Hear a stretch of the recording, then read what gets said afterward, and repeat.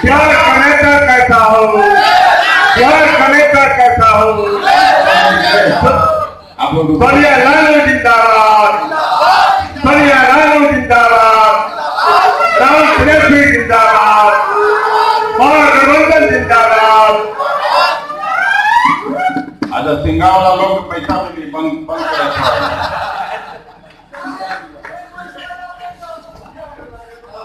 इस स्वागत समारोह के सम्मानीय अध्यक्ष जी, राष्ट्रीय जनता दल के जिला के अध्यक्ष भाई सुरेश यादव जी, कांग्रेस के अध्यक्ष आदरणीय शैलेंद्र शुक्ल जी, बिहार सरकार के पूर्व मंत्री, हम सभी के अभिभावक तुल्य आदरणीय योगेंद्र पांडे जी, और बिहार प्रदेश कांग्रेस के मूर्धन्य नेता, प्रदेश कांग्रेस कमेटी के पूर्व में अध्यक्ष रहे, और अगर मैं राजनीति में हूँ कुर्ता पैजामा पहना, उसकी वजह भी यही है मेरे बड़े भाई आदरणीय अनिल शर्मा। मैं पढ़ने लिखने वाला था, आप लोग ताली मत बजाइए, मैं कुछ और कर सकता था, लेकिन इनके सानिध्य में मैं राजनीति में आया, आगे बढ़ा। इस अवसर पर उपस्थित 2000 की विधानसभा में मेरे सहयोगी रहे पूर्व विधायक भाई लक्ष्मी नारायण यादव जी, पूर्व विधायक छोटे भाई तुल्य मनोज सिंह जी, और अभी हर सिद्धि के लोकप्रिय कर्मठ विधायक मेरे छोटे भाई तुल्य राजेंद्र राम जी, मनोज यादव जी, बिट्टू यादव जी, पूर्व विधायक आदरणीय बड़े भाई तुल्य जनार्दन शर्मा जी, जहानाबाद से जिस समय मैं विधायक था उस समय जिला परिषद के अध्यक्ष थे मेरे मित्र अजय सिंह टुन्नू जी, पटना से आए हुए मेरे दो मित्र अमिताभ जी, विजय अग्रवाल जी, पूर्व विधायक मेरे बड़े भाई तुल्य सुरेश मिश्रा जी, कांग्रेस पार्टी के सम्मानित नेता मुमताज भाई, रविंदर सिंह जी, गप्पू राय जी, बरकत भाई, नाम लेने में तो सचमुच थोड़ा तो बोल सकते हैं, कन्हैया पांडे जी का नहीं बोलेंगे तो काम चलेगा। भोला राम जी को बोलना जरूरी है। हम लोगों के पुराने मित्र शंभू सिकारिया जी बैठे हुए हैं, नगर के अध्यक्ष रहे हैं। बोला था जायसवाल जी का टूट गया, मेरा बेटा ही है तो उसका क्या है, आप लोगों का भतीजा है शंभू यादव जी, कमलेश्वर गुप्ता जी, अब सबको पढ़ देते हैं, बच्ची पांडे जी, नसीम अख्तर साहब, बबन पांडे जी, डॉक्टर मोहम्मद नसीरुल हक साहब, सौरभ कुमार जी, इस सभागार में उपस्थित सभी जिले के सम्मानित अभिभावकों, नौजवान मित्रों, पांडे जी, आदरणीय पांडे जी सहित सभी पत्रकार साथियों, देवियों एवं सज्जनों, स्वागत, सम्मान और उत्साह बढ़ाने का काम किया। कई तरह की बातें मंच से हुई, अखिलेश भाई को तकलीफ हुई कि मेरे विधायक साथियों का फोटो नहीं, किसी का नाम नहीं, और भी कई तरह की तकलीफें होंगी। जिंदाबाद लगा, किसी से बुलवाया गया, किसी से नहीं बुलवाया गया, कई साथी अलग अलग तरीके से दुखी होंगे। मैं सबके लिए आप सबों से क्षमा मांगता हूं, क्योंकि ये बड़ी लड़ाई है, अभिनंदन का स्वागत का वक्त नहीं है। जितनी बड़ी लड़ाई है, अनिल भैया ने अपने भाषण में जिन मुद्दों का जिक्र किया, लक्ष्मी भाई ने जिन मुद्दों का जिक्र किया, उसके तरफ हम सबों को ध्यान देने की जरूरत है। और ये बापू की कर्मभूमि रही, आजादी का लड़ाई का बिगुल इसी धरती से बापू ने फूंका था, उसको हम सभी को किसी को भूलने की जरूरत नहीं। और उस भूमि पर कमल खिले, इससे चंपारण वासियों का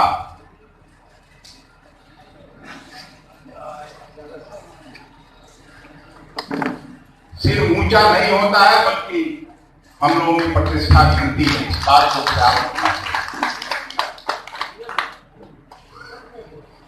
जहां तक मेरी बात है, मैं एक विशेष परिस्थिति में, जिसका जिक्र किया आदरणीय अनिल शर्मा जी, मैं 2004 में, पहले से भी मैं बिहार सरकार का मंत्री था, विधायक था। मुझे इसी काम के लिए लालू जी ने भी यह कहकर भेजा था कि जब तक तुम चंपारण नहीं लड़ोगे, भाजपा को हम हरा नहीं सकते। उस समय भी मैं इसी काम के लिए आया था और उसमें आप लोगों के आशीर्वाद से सफलता मिली। और केवल हम नहीं आए थे, उस समय हम लोग बात किए थे। आज टिकट का लड़ाई नहीं है।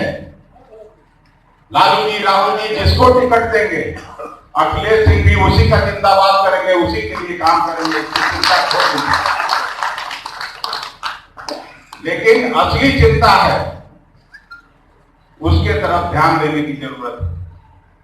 मैं जब यहाँ सांसद के रूप में आप यहाँ आता था, गांव में जाता था, काम करता था, सभी गांवों में एक ही बात होती थी, चंपारण में चीनी मिल लगनी चाहिए। चंपारण के गन्ना किसानों की तरफ ध्यान जाना चाहिए, चाहे वो भारत की सरकार हो या बिहार की सरकार हो। लालू जी की सरकार चली गई और मुझे आज भी अच्छी तरह से याद है 2005 से 2010 तक, जब कभी नीतीश कुमार यहां आते थे, सुशील मोदी यहां आते थे, हर मंच से यही भाषण होता था कि जो चीनी मिलों का से धुआं नहीं निकल रहा है, ये सरकार की प्राथमिकता है। उन चीनी मिलों से धुआं निकाल के मैं रहूंगा। अपना धुआं निकाल लिए लोग, चीनी मिलों से धुआं नहीं निकल रहा। प्रधानमंत्री जी 2014 में गांधी मैदान में जब लोकसभा चुनाव में भाषण करने आए थे, बाकी का भाषण की तरफ मैं नहीं ले जाना चाहूंगा, पत्रकार सभी साथी यहां बैठे हैं, तो उन्होंने क्या कहा था कि अगली बार जब भी मैं चंपारण आऊंगा, अगर मेरी सरकार बनती है तो इसी चीनी मिल के चीनी से मैं चाय पीऊंगा। लेकिन इस बार आए चीनी मिल का जिक्र नहीं हुआ, बंद चीनी मिलों का जिक्र नहीं हुआ। उल्टे प्रधानमंत्री के कार्यक्रम में बाहर से लोग आयातित करके लोग बुलाए जाते हैं चंपारण में कि कैसे 20,000 लोग की उपस्थिति दिखे। चंपारण के घर से कोई निकल के वहां जा नहीं सकता था, क्योंकि चीनी मिल की बात पूछता लोग वहां। इसलिए भारतीय जनता पार्टी ने लोगों को टीवी पर प्रधानमंत्री का भाषण देखने को मजबूर किया। जमहूरियत में, जनतंत्र में मोदी जी आपको मालूम नहीं है, जब चुनाव आता है तभी लोग दंडित करने का काम करते हैं और दंड देने का समय आ गया। मैं राज्य मंत्री था, इसी महकमे का मैं राज्य मंत्री था, और मैं जो कुछ किया, मैं चुनाव हार गया। ठीक कहा आदरणीय अनिल शर्मा जी ने, अगर समझौता रहता लालू जी और राहुल जी, सोनिया जी में, तो मुझको यहां से कोई हरा नहीं सकता था। मैं इतनी मत से हारा जितना मत कांग्रेस पार्टी के उम्मीदवार को चला गया।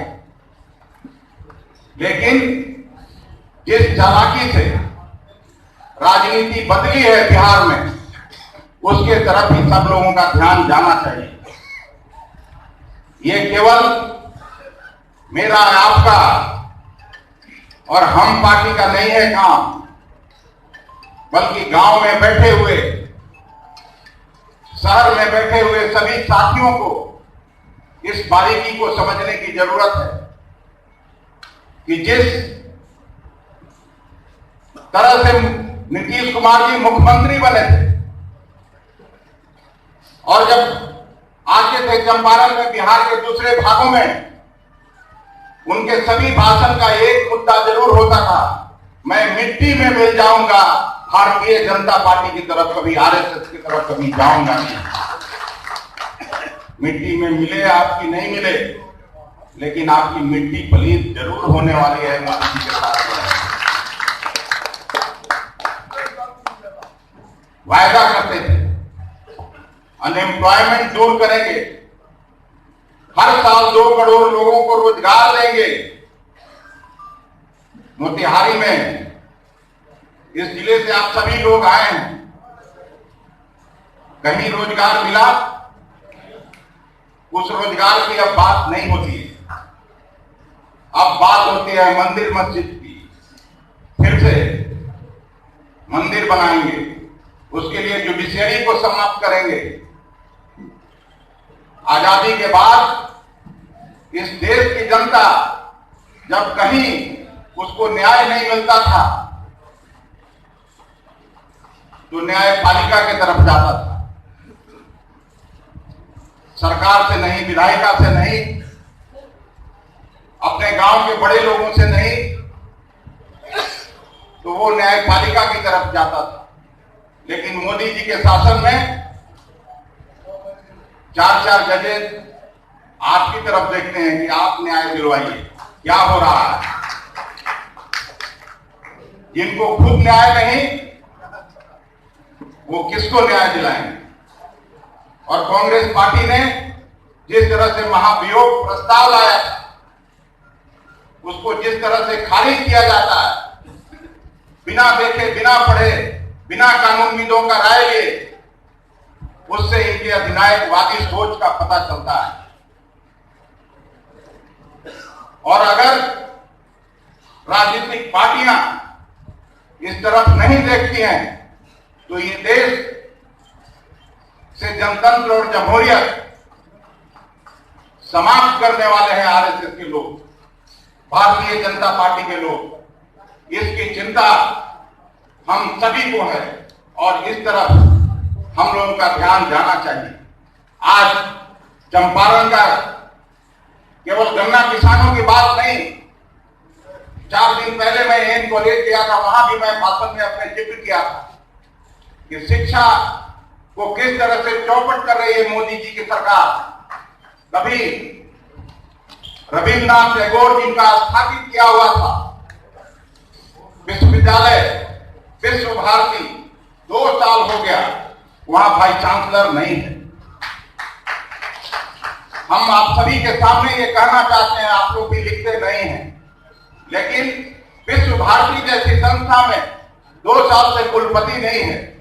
जितनी केंद्रीय विद्यालय हैं, केंद्रीय जो सेंट्रल यूनिवर्सिटीज हैं, 50% शिक्षकों का पद खाली है।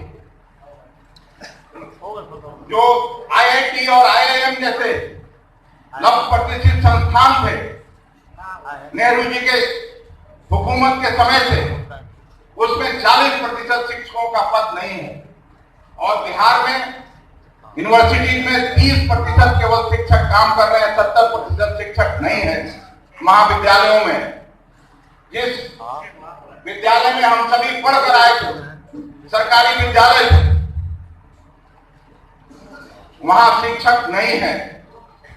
सबको प्राइवेटाइजेशन की तरफ ले जाने के लिए मोदी जी की सरकार हर संभव कोशिश कर रही है इसके तरफ। और ये बड़ा सवाल है, मैं आपके बीच छोड़ के जाना चाहता हूं। स्वास्थ्य चौपट है, कई सरकारी अस्पतालों में डॉक्टर नहीं है, पीएमसीएच का बात आप छोड़ दीजिए, लेकिन आप चले जाइए जिला अस्पताल में। सब्सक्राइब कीजिए यूथ ग्लोबल नेटवर्क को और हमारा वीडियो सबसे पहले देखने के लिए बेल आइकन को प्रेस कीजिए।